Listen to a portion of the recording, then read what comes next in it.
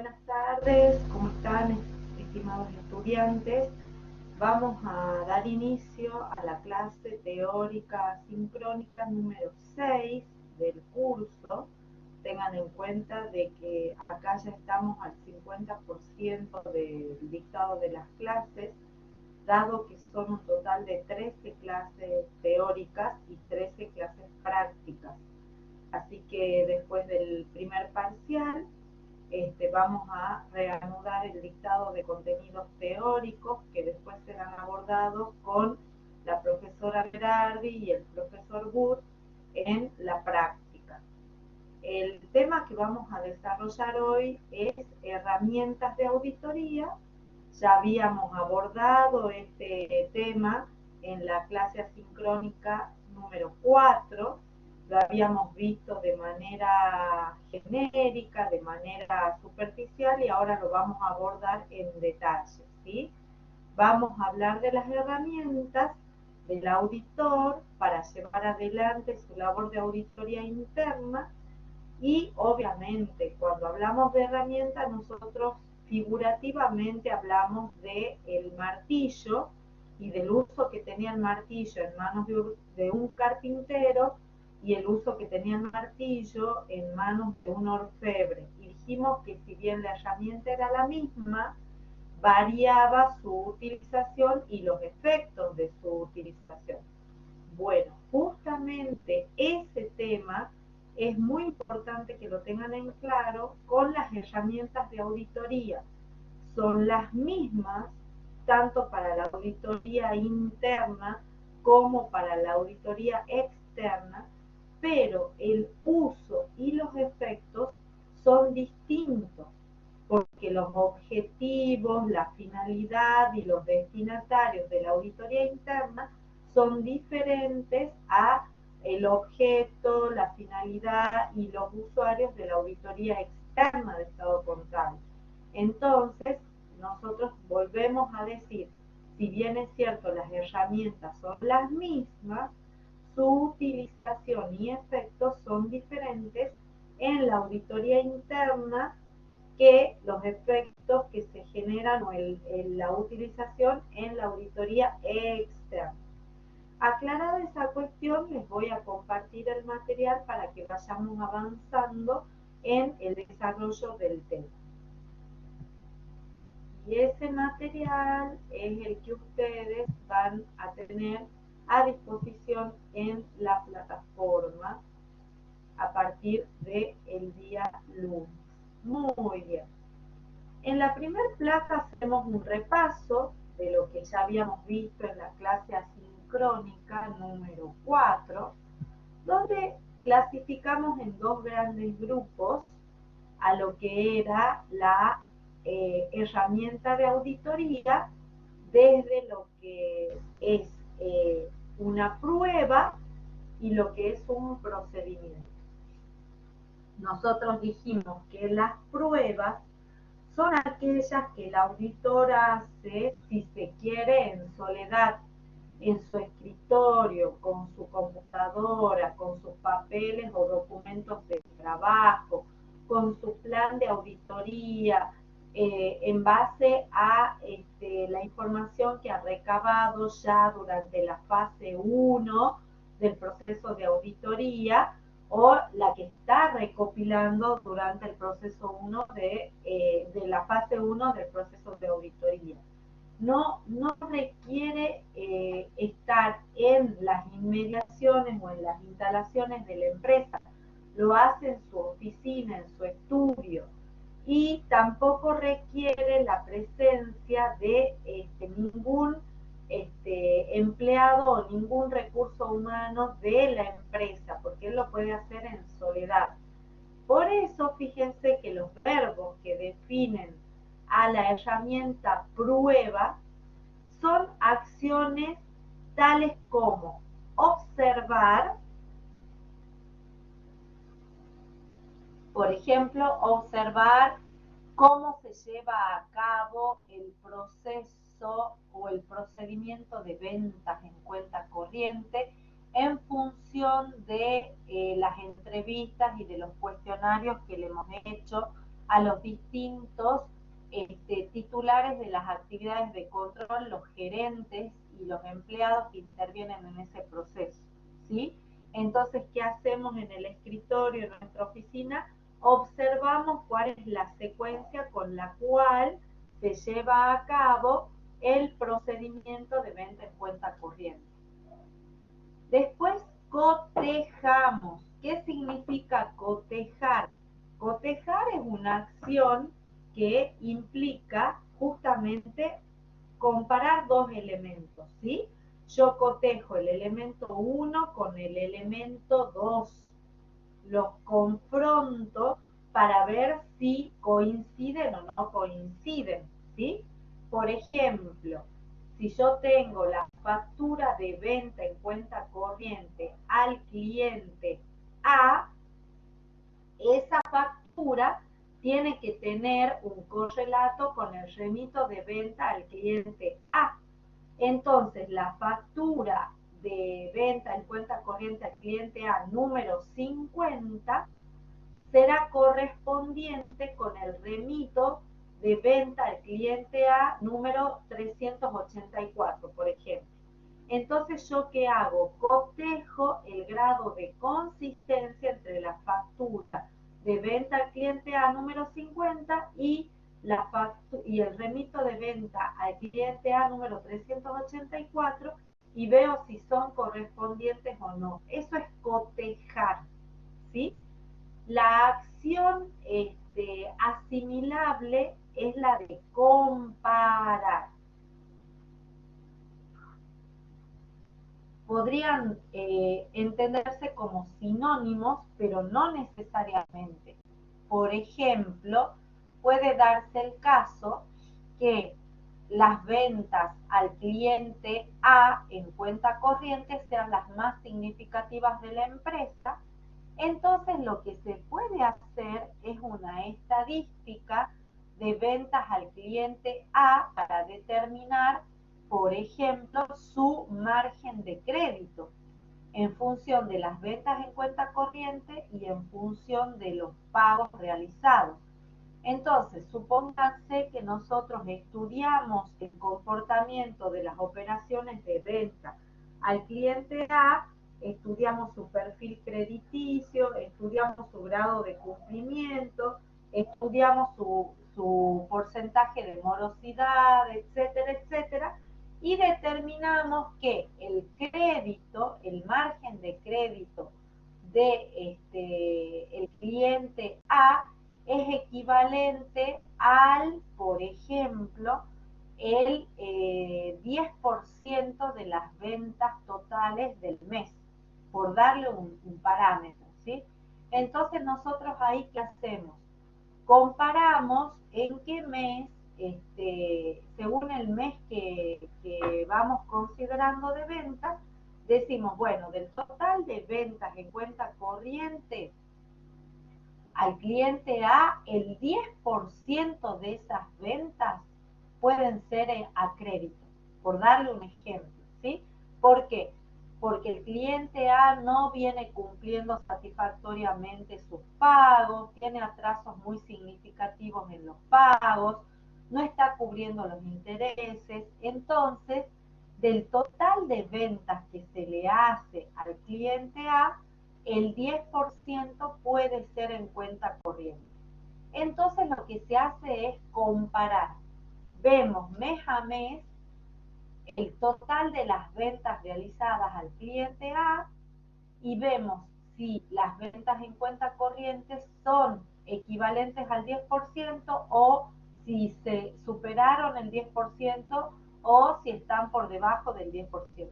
Vamos comparando datos, ¿sí? Cotejar es más directo, es A versus B. En la comparación hay como un análisis más general, más genérico de la situación, pero en el fondo son acciones bastante asimilables la de cotejar con la de comparar. Después dice examinar. Nosotros examinamos los sensores de la empresa para determinar el grado de apego o no al control interno administrativo operante y para verificar si se cumplen o no las condiciones, las pautas establecidas por el gobierno del cliente y si se están cumpliendo las normas, si se están cumpliendo los instructivos, si se están cumpliendo con los controles preestablecidos, etcétera, etcétera, etcétera.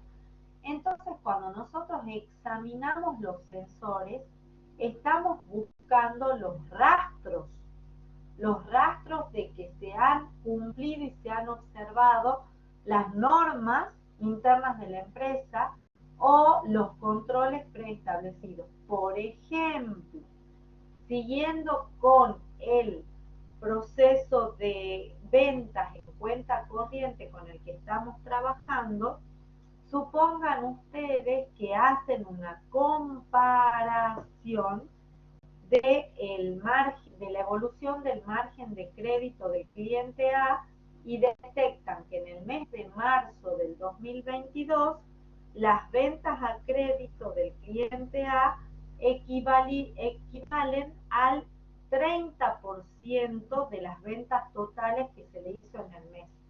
Es decir, que ya sabemos que en lugar de tener un tope del 10%, las ventas a crédito se incrementaron al 30%. Están por fuera del margen normal con el que se venía operando con ese cliente.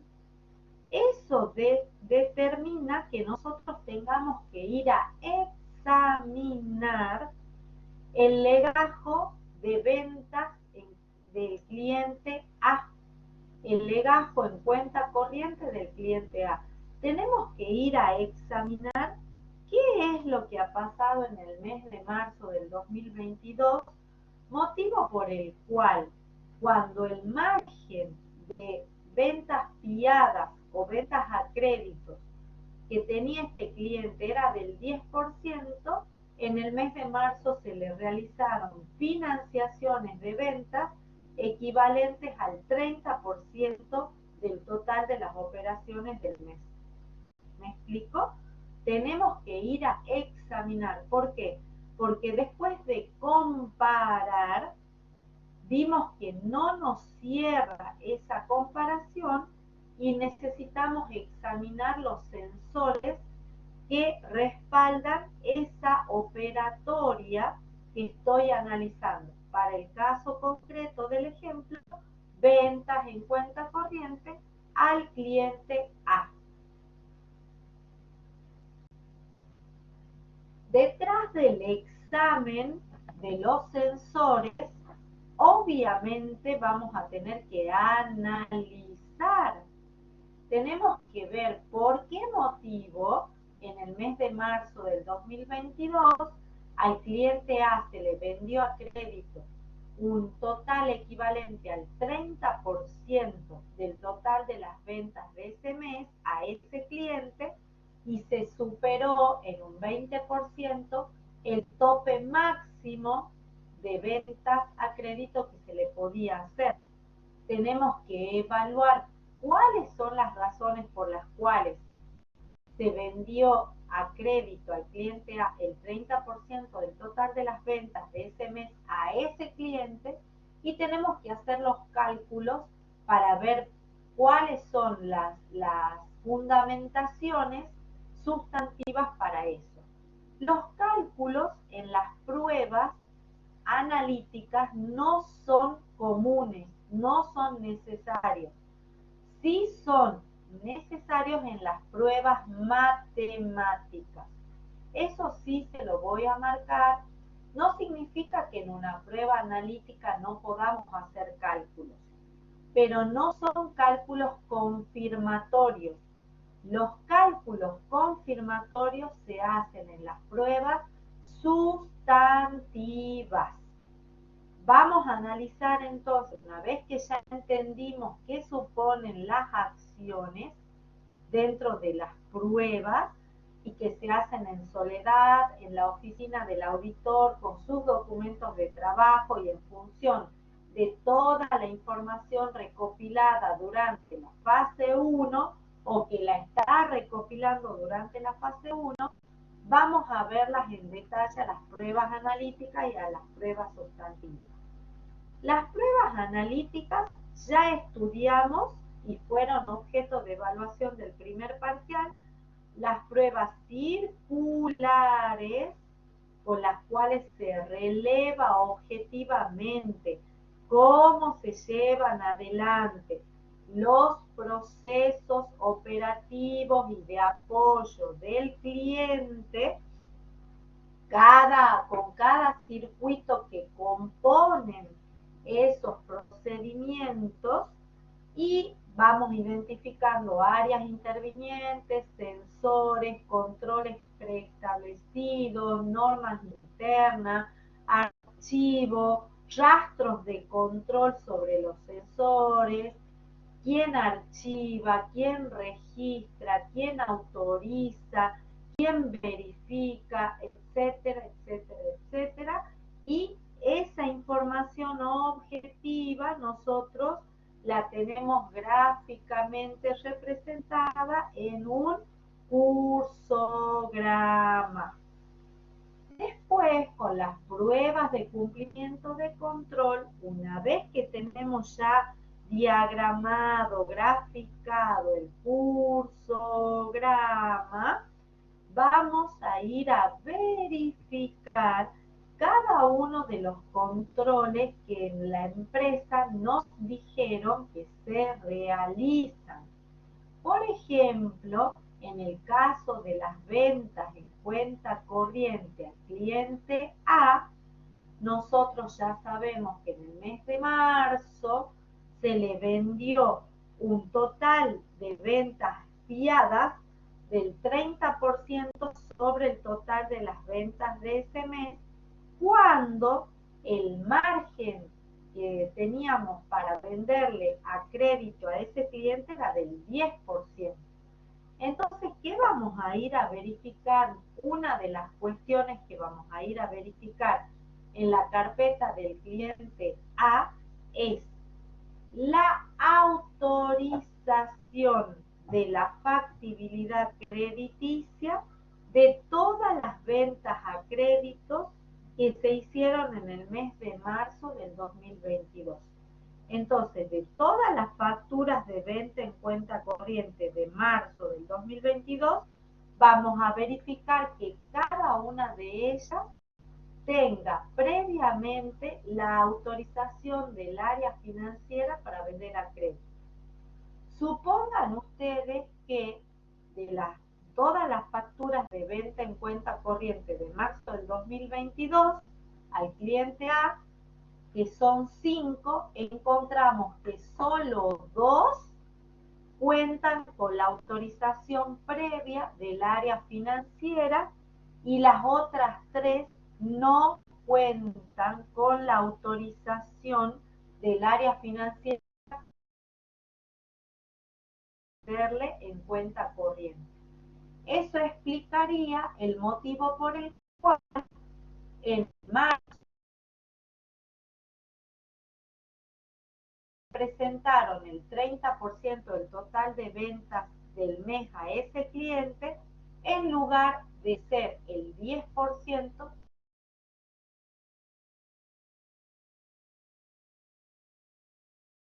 que después de que hicimos la prueba circular, nosotros hemos ido a verificar si se cumplía o no el control en ese proceso, y con el caso puntual del cliente A, vimos que no se cumplió con el control preestablecido dentro del circuito financiero que forma parte del proceso de ventas en cuenta corriente al cliente A. ¿Sí? Esa es la prueba, las pruebas analíticas que ya vimos. La prueba circular y la prueba de cumplimiento del control. ¿Cuál no vimos hasta ahora? La prueba global de razonabilidad. Por ejemplo,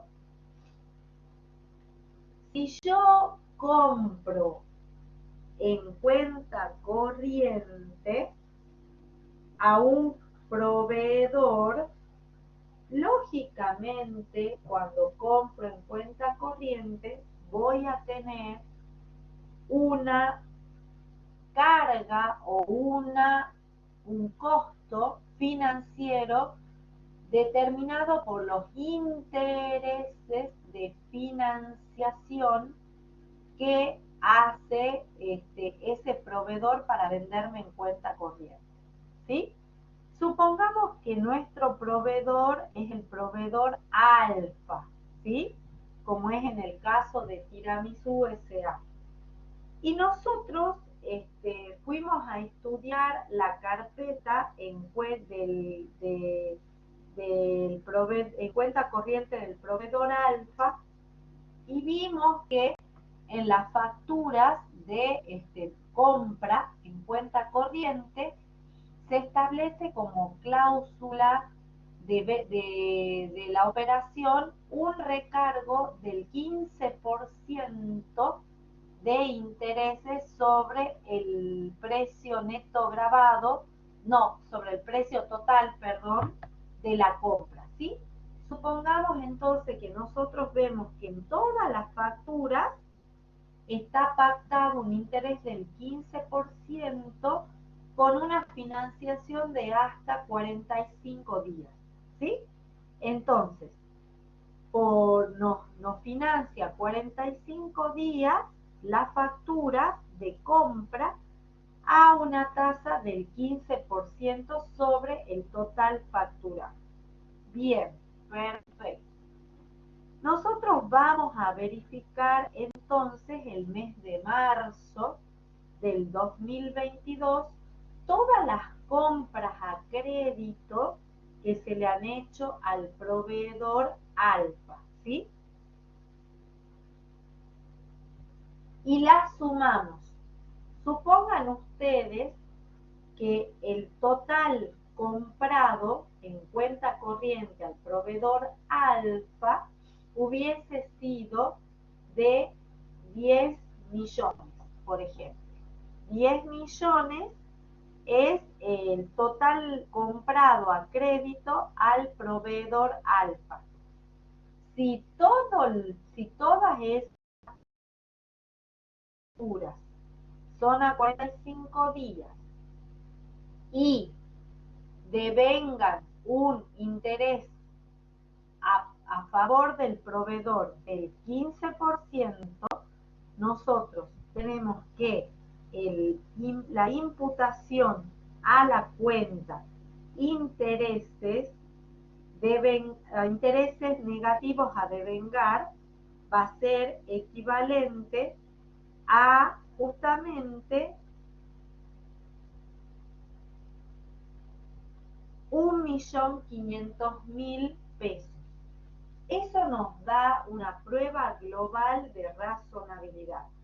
Primero, que sabemos que va a haber intereses negativos a devengar, ¿sí?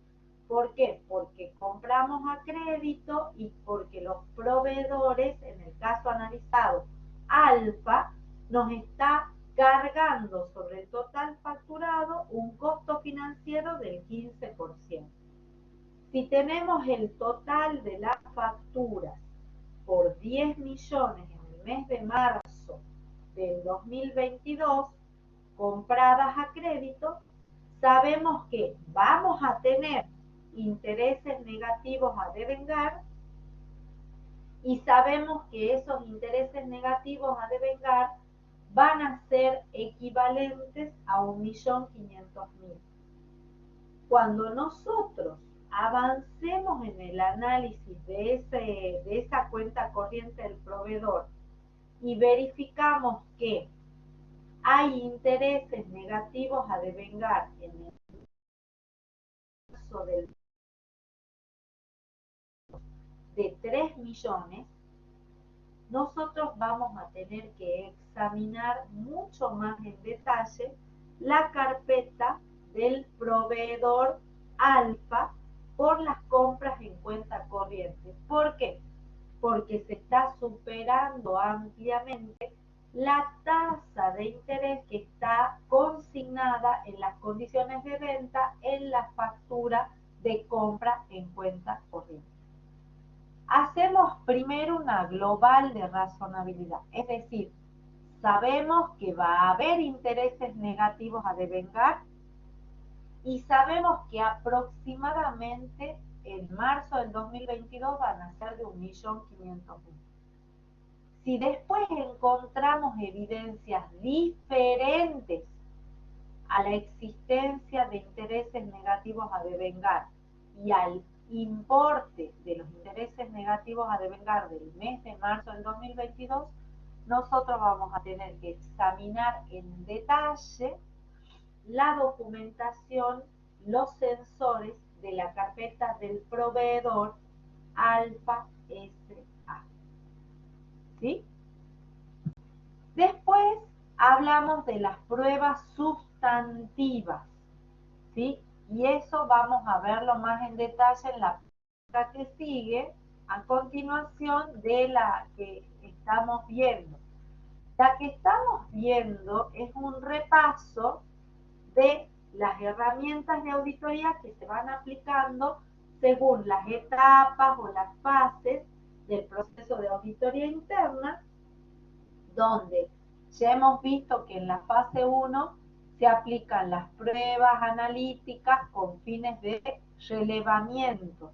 Ya vimos que son 3: la prueba global de razonabilidad, la prueba circular y la prueba de cumplimiento de control. Después, en la fase 2, hemos visto que se aplican las pruebas analíticas, pero ya con fin de comprobación. Acá ya no es solamente relevar, acá vamos a tomar una muestra representativa en función de las fallas o desvíos que determinamos en la fase 1. Vamos a tomar una muestra de más operaciones para poder evaluar, y en función de esa muestra de operaciones que es más grande, más representativa, vamos a llevar adelante las pruebas analíticas de cumplimiento de control para ver cuántos controles se cumplieron y cuántos controles se violaron, y para ver qué controles no se hacen y son muy necesarios de hacer. Y eso se va a complementar ¿con qué? Con las pruebas sustantivas, que son ya de índole cuantitativa, y con los procedimientos sustantivos, que también son de tipo cuantitativo, pero se diferencian de las pruebas sustantivas porque los procedimientos se hacen in situ, es decir, se hacen ya no como las pruebas en el escritorio del auditor, en la oficina del auditor, sino que se hacen en las inmediaciones e instalaciones de la empresa. Y ahora vamos a dejar acá fase 2, las pruebas que se hacen, los procedimientos que se hacen, y vamos a pasar a la placa que sigue, de donde ahí están explicadas las pruebas y los procedimientos que estamos estudiando ahora. Dentro de las pruebas sustantivas tenemos las pruebas de cálculos y de pases o pruebas de transacción. Acá, señores, tienen que traer a la aplicación todos sus conocimientos sobre contabilidad. Hay algunos de ustedes que me dicen que no les gusta la contabilidad, pero lamentablemente para hacer auditoría necesito saber administración, perdón, que lo vimos en las pruebas analíticas, y necesito saber contabilidad, que lo vemos en las pruebas sustantivas y en los procedimientos sustantivos. Así que para aquellos que les desagrada la administración y les desagrada la contabilidad, lamento decirles que no se puede hacer auditoría interna sin administración y sin contabilidad, ¿sí? Aclarada esta cuestión, ahora vamos a necesitar de nuestros conocimientos en contabilidad. ¿Por qué? Porque cuando nosotros hacemos prueba de transacciones y también conocida como prueba de cálculos y de pases, consiste en hacer el seguimiento de la imputación contable de las operaciones. ¿Y por qué si estoy haciendo auditoría interna me tengo que fijar en la contabilidad? Porque uno de los objetivos del modelo COSO de control interno dice que el auditor interno tiene que evaluar la confiabilidad de la información financiera o contable. Entonces, señores, lamentablemente hay que hacer contabilidad y conocer de contabilidad para hacer auditoría interna. No hay otra manera de explicarlo. Por eso, señores, tenemos el espejo. Tenemos el control interno administrativo operante y su grado de reflejo en el subsistema de información contable, que ya lo venimos diciendo desde el primer día de clase. Entonces, al momento de realizar la prueba de las transacciones, el contador ya conoce la estructura organizativa del ente. ¿Por qué? Porque ya completó la fase 1.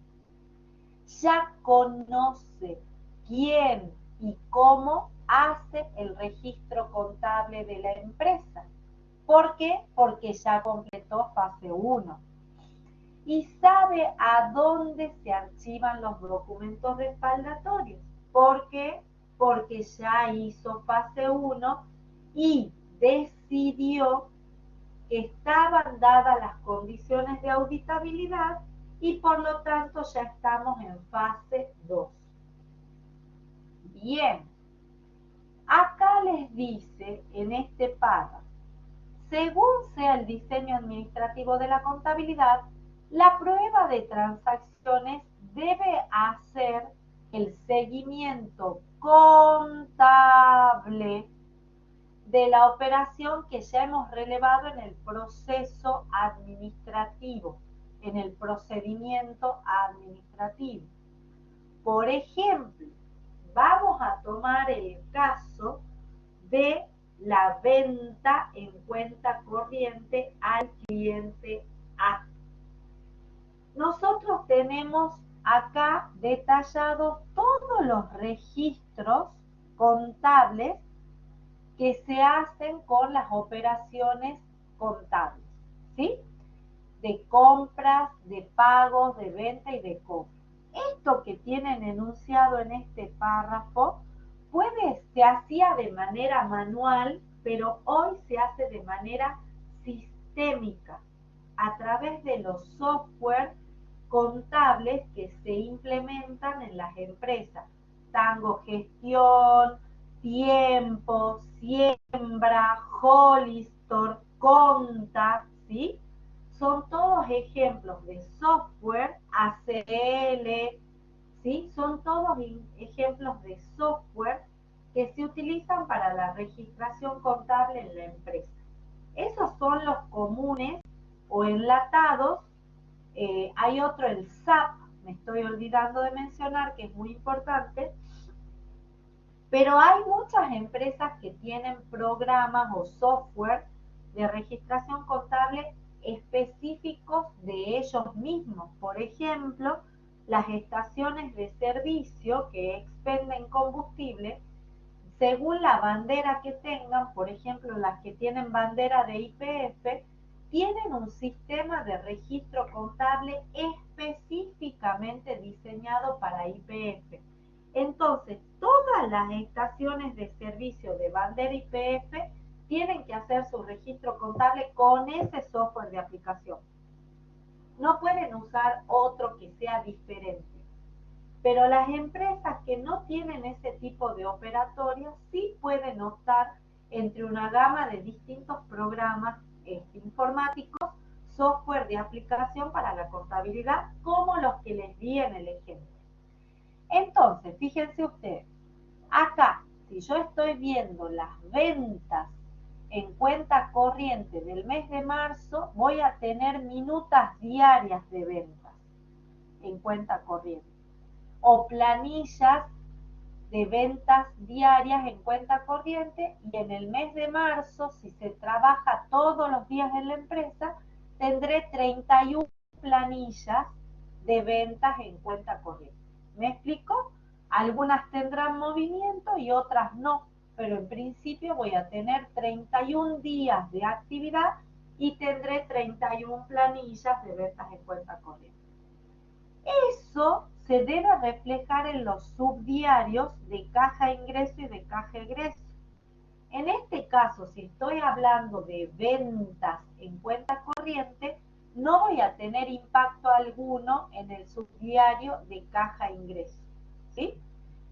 Sí voy a tener impacto en el subdiario de ventas en cuenta corriente, ¿sí?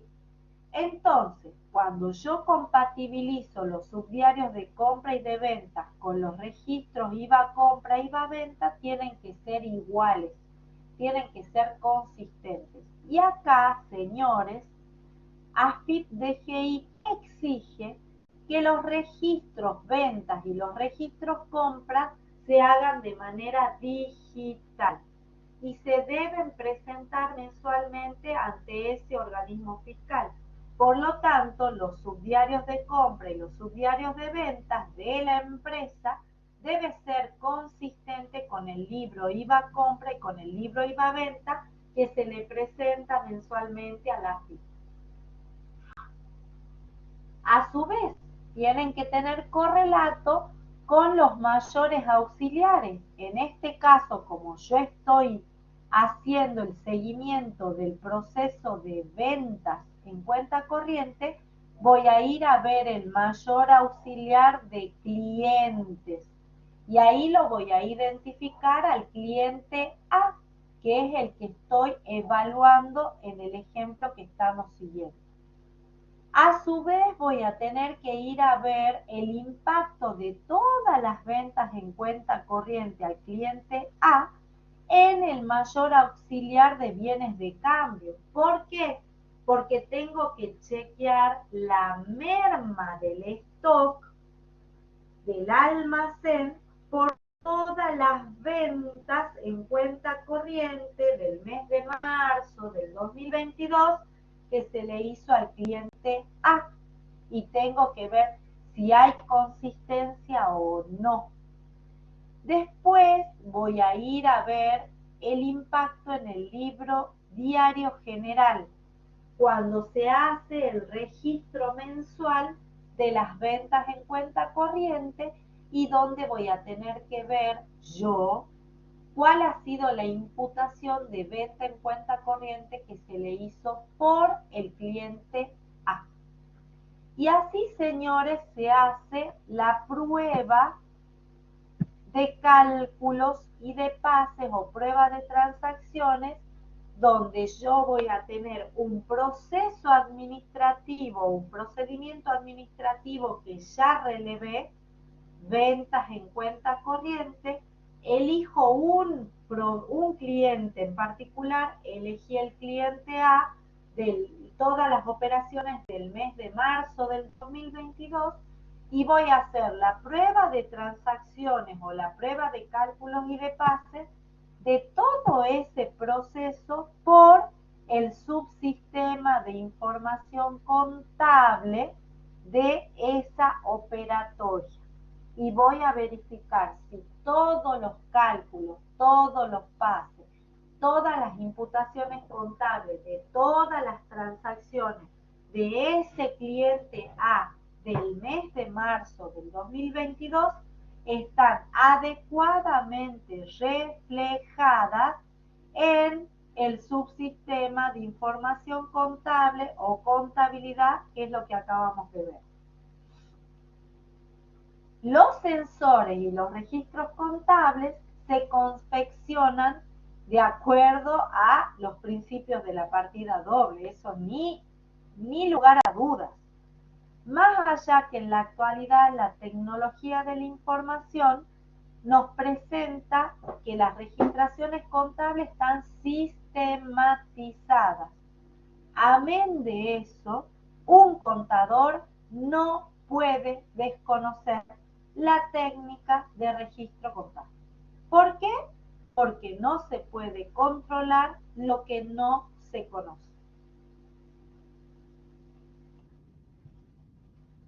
Pasamos a las pruebas de saldos. La prueba de saldo, como su nombre lo indica, ya no va a ver la transacción y cada una de sus imputaciones, sus cálculos y sus pases. Ya lo vimos a esto. La prueba de saldo ya ve la imputación final, ¿sí? Lo que va a determinarse al final y que puede llegar a ser el saldo final que va a impactar en el estado contable.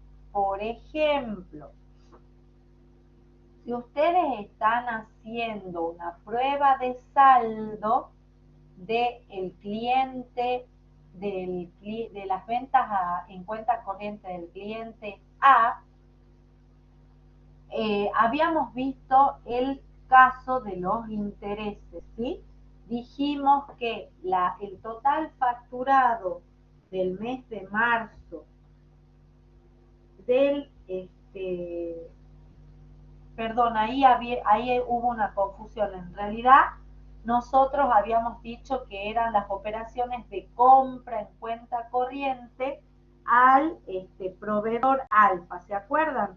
Y habíamos dicho que le habíamos comprado un total facturado de 10 millones y que como los intereses pactados eran del 15%, ellos nos cargaron intereses por 1.500.000, pero que nosotros después cuando fuimos a ver cómo cerró la cuenta corriente del proveedor Alfa en el mes de marzo del 2022, había cerrado en lugar de 11.500.000, había cerrado en un valor de 13 millones.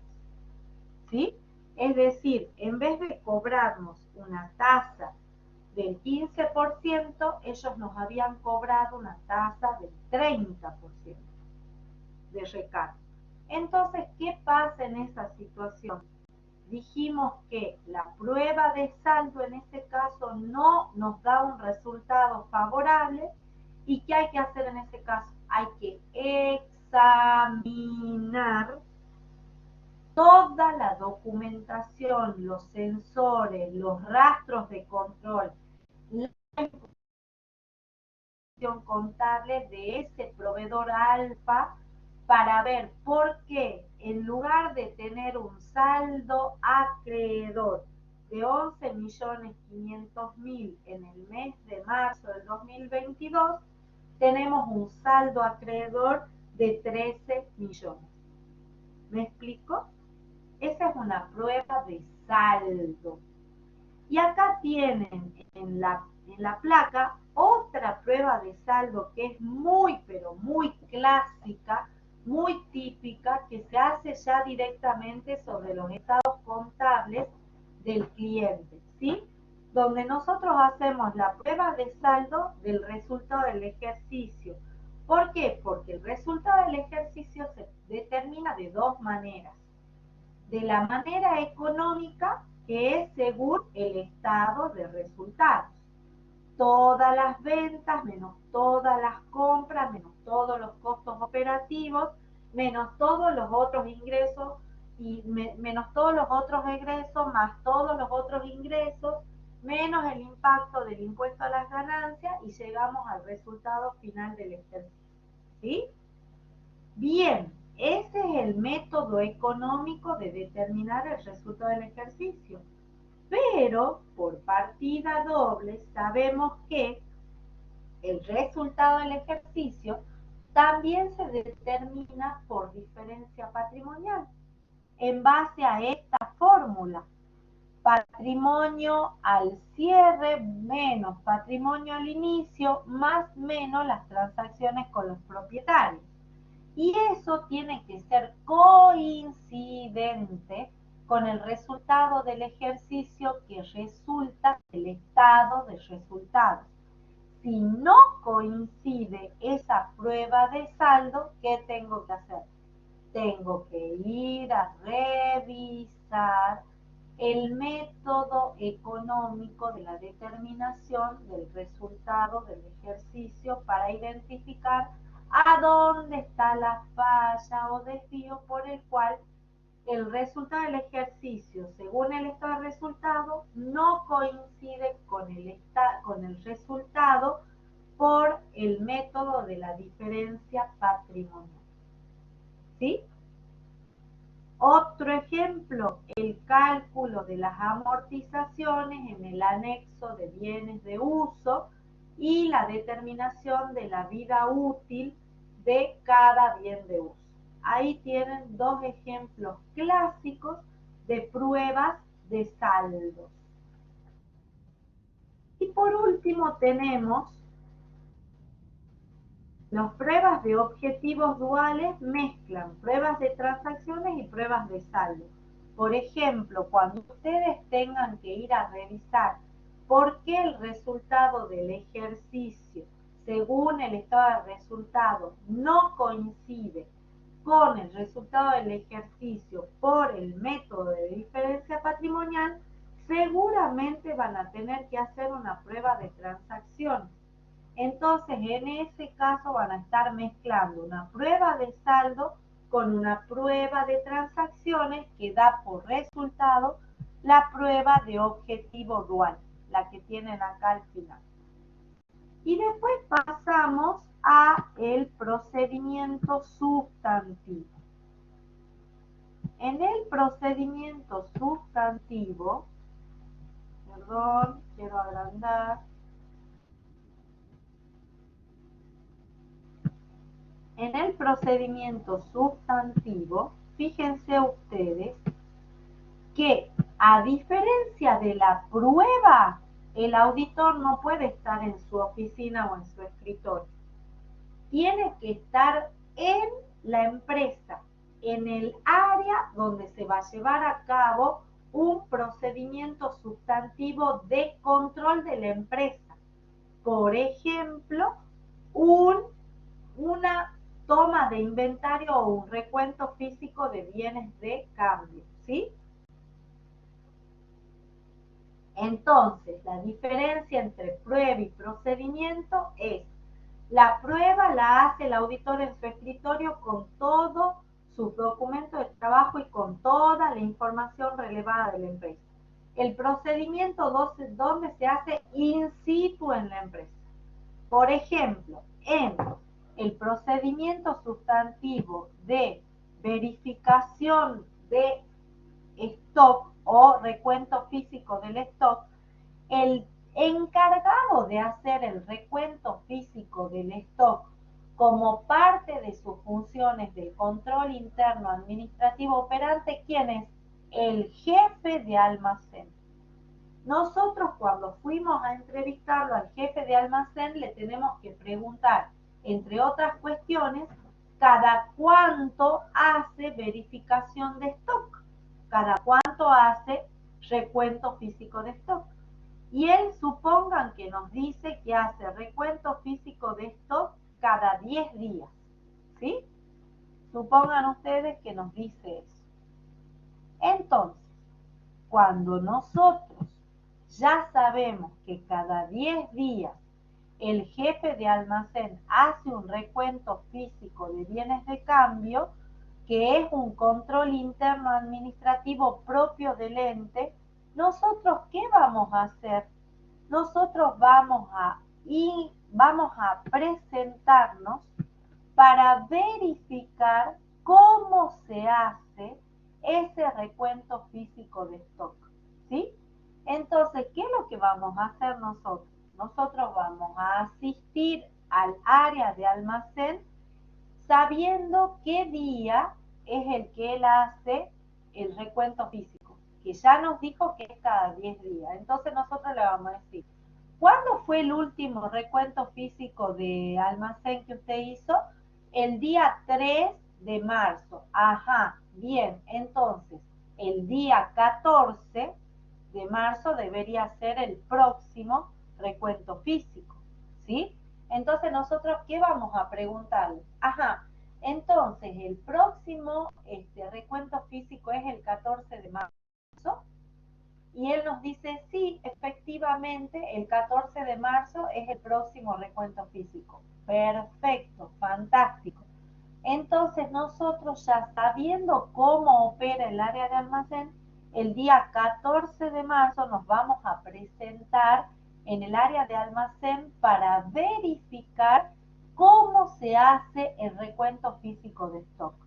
Por eso el procedimiento que hace el auditor se llama no recuento físico de stock de ninguna manera. ¿Por qué? Porque el recuento físico de stock es un control interno administrativo propio del ente. ¿Quién es el responsable? El jefe de almacén. ¿Qué vamos a hacer nosotros el día 14 de marzo? Un procedimiento de inspección ocular que se llama verificación del recuento físico del stock. Y acá en esta placa está explicado cómo se hace ese procedimiento y después de que nosotros hacemos el procedimiento, obviamente siempre tenemos que ir a mirar el espejo. ¿Cuál es el espejo? La registración contable. ¿Sí? Bien.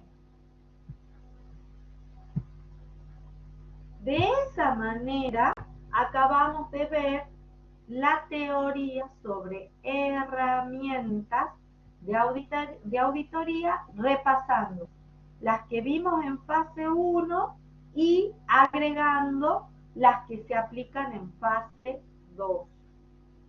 ¿Sí? Vimos todas las que son analíticas, en fase 2 ya se aplican ¿para qué? Para comprobar, y se aplican en forma complementaria con las otras pruebas que son matemáticas, con las pruebas que son sustantivas. Por ejemplo, con las pruebas de cálculos y pases o de transacciones y con las pruebas de objetivos duales. ¿Sí? Bien. Y las pruebas de saldo, perdón. Las pruebas entonces, volvemos, recapitulamos.